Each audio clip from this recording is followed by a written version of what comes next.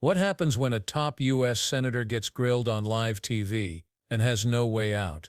In a jaw-dropping clash, Senator Brian Schatz didn't just question Secretary Marco Rubio, he exposed him.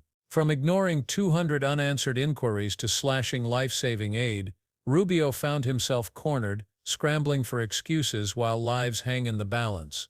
This isn't just about policy, it's about power, broken promises, and real-world consequences. And when the truth finally surfaced, it left everyone asking, is Marco Rubio failing America's foreign aid and the people who need it most? It all started with what seemed like a simple line of questioning. Senator Schatz. Thank you, Chairman. Thank you, Ranking Member. Secretary, thanks for being here, and I appreciate our ongoing dialogue, even if we're in some disagreement about a number of things. I want to ask you, and I'm going to try to work the senator out of you here. A bunch of yes or no questions. They are not trick questions. Are you still the acting USAID administrator? Yes. Do you control hiring and firing at USAID? Yes. Well, I delegate the authority to an administrator, but obviously, yes. And you control hiring and firing at state? Again, we obviously rely on our bureaus that do. I mean, depends what you're. I mean, that's a highly technical question. I don't hire the line officers in every embassy, yeah. But I mean, technically, you're ultimately in charge. Yes. Okay. Did you personally review all the programs terminated during the foreign assistance review and personally make termination decisions? Yes. Do you have the authority to direct any state or USAID staff to brief Congress? Yes. Can you have Mr. Lewin or you come back to Congress and talk about USAID in the context of the coming end of the federal fiscal year and SFOPs and appropriations? That's already planned to do that, not just him, but others, because we'll have to update you on that, on our organization, whatever OMB decides to do with money. So there's a host of things for us to all talk about. So I just want to illustrate, whenever I talk with you, I feel pretty encouraged, and then stuff doesn't happen. I wrote 8 unanswered letters, and I request to enter those into the record without objection. And my staff has sent 200 unanswered questions, 200 unanswered questions about this much paper. Consultation is not a courtesy. It is required by law, and we have now 200, and these are perfunctory. What are you up to? What does this mean? This is the kind of normal pace of operations. Radio silence. Other than you're very responsive, your department and USAID has not been very responsive. Foreign Affairs Reform and Restructuring Act, the Empowerment Control Act, the Anti-Deficiency Act, the Foreign Assistance Act, and the annual appropriations bills for state and foreign operations have been violated in multiple ways. On March 12th, you wrote, we plan to engage Congress as required both by law and reality before we start drafting a plan to bring USAID over under state. That did not happen. As you know, we have a pledge. We owe the Global Fund $1.3 billion. I spoke with the head of the Global Fund in response to my repeated requests and multiple other people's repeated requests. You told me that those funds were going to be released. It has not happened. I'd just like you to respond to that. And again, I like you. I like our working relationship. But what is happening is we have a good conversation, and then I don't know. It seems to be getting sandbagged underneath you in this vast bureaucracy. Yeah. Well, that's part of the reason why we want to reorganize, is to have less vast bureaucracy, but I wouldn't blame that on this. The first couple points, we believe and continue to believe that we have complied with the law on every step of the way, including through advising Congress of our roles, and even now with the reorganization. We have not issued a congressional notification yet. We issued a preliminary. We have taken input from members. I actually personally signed a letter that I think should have been delivered to you. I was overseas. I don't know if it was Monday or Sunday or Saturday, but it was in response to your latest letter. Yeah. So hope you did get that. And obviously we'll continue to engage with you on all of this as well. So the practical effect here, right? Because everyone can agree that, well, I don't know if everyone can agree, but it seems to me that most of us agree that there is virtue in reforming any big institution, and that aligning USAID's operations with the State Department and the President's and the Secretary's foreign policy objectives is beneficial. The question is, can we do this lawfully and in a way that doesn't damage our international reputation? Mothers who have fled Boko Haram in Nigeria are watching their babies starve. Children in South Sudan are dying of cholera. Families are dying because they have been cut off from their HIV medications. There are about 103 deaths an hour. And so we can talk about the reorganization of the State Department, but this becomes quickly not an abstraction, not a normal public policy tug and pull, because the way that this has been done, set aside our disagreement about whether it's been done lawfully, it's been done in a just catastrophic fashion. And so on some level, that's water under the bridge. But what I want from you is a commitment to try to get an appropriations bill that is done on a bipartisan basis that reconstitutes the foreign aid enterprise. I think we can do fewer things. I think we can be more narrow in our focus. But you are pushing on an open door, and instead of pushing on that open door, you are lighting the room on fire. Maybe that was not your intent. And I think we have two objectives right now: minimize suffering and reputational damage on one, that's one line of effort. And the other is, how do we get back to the regular order where we can do a bill together? And I'd like your thoughts in the remaining minute and a half. Yeah, well, first of all, that is the intent here, right, is to rebuild the foreign aid enterprise under the State Department. By the way, it's something multiple secretaries of states before me have wanted to do, because we want foreign aid to be a part of our diplomacy toolbox and our way we engage the world, not its own separate entity, but all of it coordinated one with the other. So that's our hope on the reorg, and that's what we're trying to endeavor towards. I also don't think it's fair, by the way, you highlighted a couple points, like in South Sudan, there's distribution problems there. It's not just a program. PEPFAR is 85% operative right now.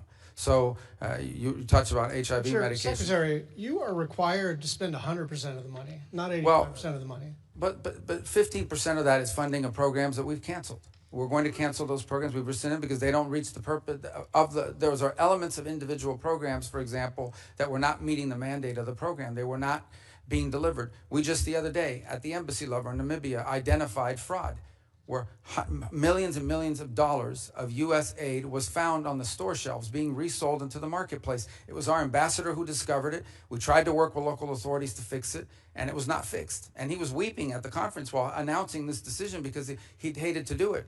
And some of the places you highlight, it's important to remember, even if the money is distributed, sometimes it cannot be brought out. The aid does not reach people because armed elements in Sudan, in South Sudan, are impeding aid from reaching their intended recipients. It's a very complicated world in terms of the delivery of aid. The one point I'd like to Senator, you're out of time. With your indulgence, Yeah. 30 more seconds. And you and Senator Murphy had an exchange about this. It is just not true that only 12% of the aid reaches recipients. The way you get to 12% is it's 12% local NGOs. So that is excluding CARE, that is excluding the World Food Program, that is excluding Catholic Relief Services. And so if you're going to count that as like overhead or inefficiency, Secretary Rubio, you and I have honest disagreements, but that number has been given to you and is not an accurate assessment of the extent to which aid reaches the people who need it. And I will just say, if there's an enterprise to reduce overhead, count me in, but it is not 88% overhead. That's not what's happening. Thank you. Well, that number, just to clarify, was actually Samantha Power's number. And she regretted that one of the things she was unable to do at USAID is improve upon that number. Schatz asked Rubio yes or no questions about his authority. Was he still the acting administrator? Did he control hiring and firing at USAID and the State Department? Rubio tried to dance around the answers, but eventually, the truth slipped out. Yes, he had the power. Yes, he made the calls. No, he couldn't pretend it wasn't his responsibility. But Schatz wasn't done. He brought the receipts, 8 letters he had written, 200 detailed questions sent by his staff, none of them answered. Schatz didn't come to play politics. He came to demand answers. His frustration boiled over as he called out the administration's repeated failures to communicate, to follow through, and most importantly, to obey the law. Rubio's response: bureaucracy, red tape, excuses. He talked about reorganizing the aid system, claiming they were trying to make it more efficient, But Schatz wasn't buying it. Because while Rubio talked systems, Schatz talked people. He painted a stark picture: mothers fleeing Boko Haram, watching their babies starve, children dying of cholera in South Sudan, families cut off from HIV medication, real people, real suffering. And what caused it? Rubio's funding cuts, programs canceled, commitments abandoned, legal obligations ignored. Schatz called it catastrophic, not just in process, but in outcome. The foreign aid system wasn't being reformed, it was being gutted. And here's where it gets even more damning. Rubio admitted they still hadn't released over $1 billion owed to the Global Fund, money that could save lives. Schatz had personally confirmed it with the head of the fund. So what happened? Nothing. Rubio said they planned to engage with Congress, but the engagement never came. The aid never came. Just another broken promise buried in silence. When pressed, Rubio tried a different tactic. He brought up fraud. In Namibia, U.S. aid was found on store shelves. The ambassador cried over it. It was emotional,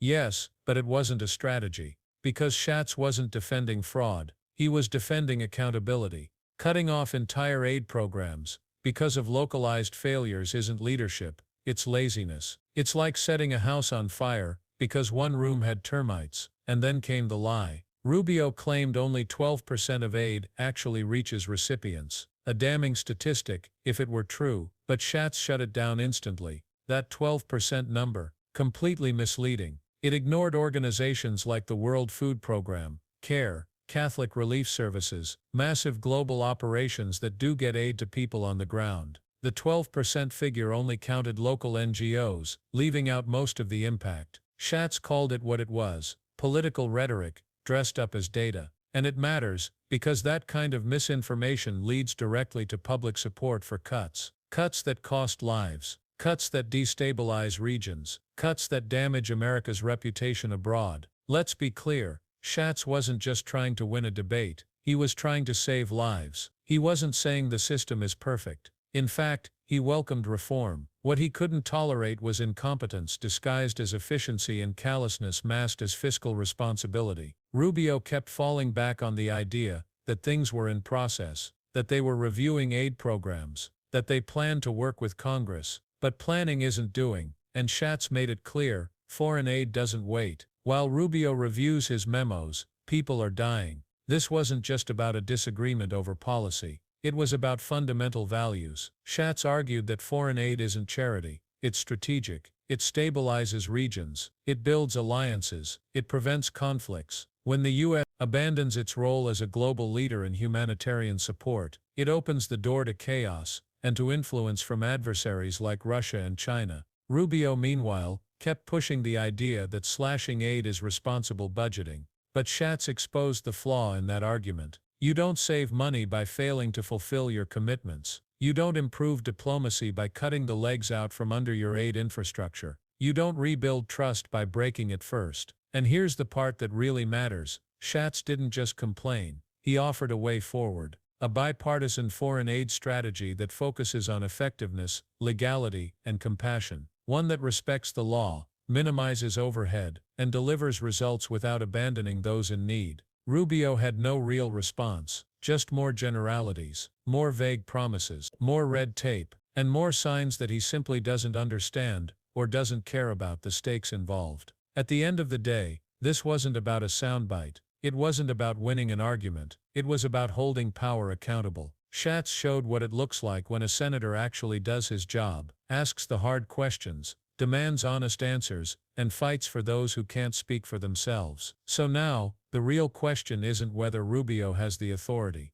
We know he does. The question is, will he use it to lead, or keep hiding behind bureaucracy while the world burns? And if he can't handle accountability, maybe he shouldn't be managing billions in foreign aid in the first place. What do you think? Should the U.S. cut back on foreign aid, or do we need stronger leadership to make sure it actually helps those who need it most? Let us know in the comments below. If you found this breakdown insightful, hit that like button, subscribe for more raw political reality, and stick around, because the next story is even more controversial.